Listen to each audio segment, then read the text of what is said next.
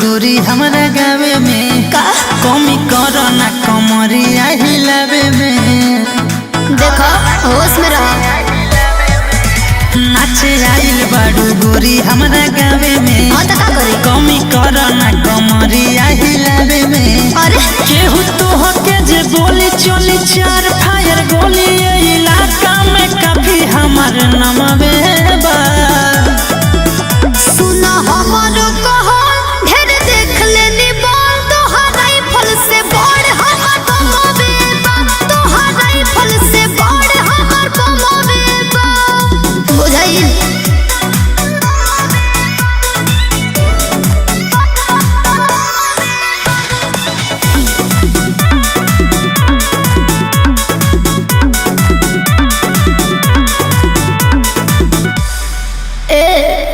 दस बीस छोड़ी फिर जेकारा 50 होई रुपया उड़ाई में हमान उहे खास होई।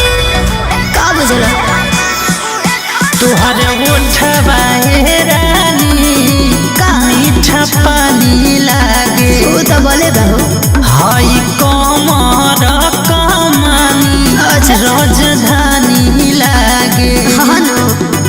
बड़ी चलता रू फास्ट कहीं करबू ब्लास्ट रानी तोहरे नामे पूरा समवे बा।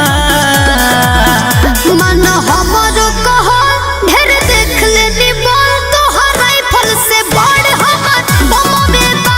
तोहार राइफल से बड़ हमर बमवे बा। बचिए के रही हो।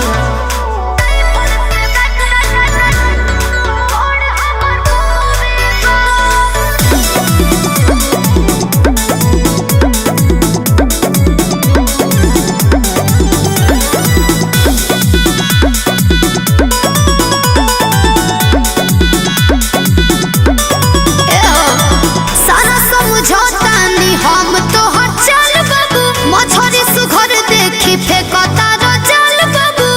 सब बुझता नहीं हट ना। स्टेज से उतर रानी सोफा सेट पे आवो काहे हो?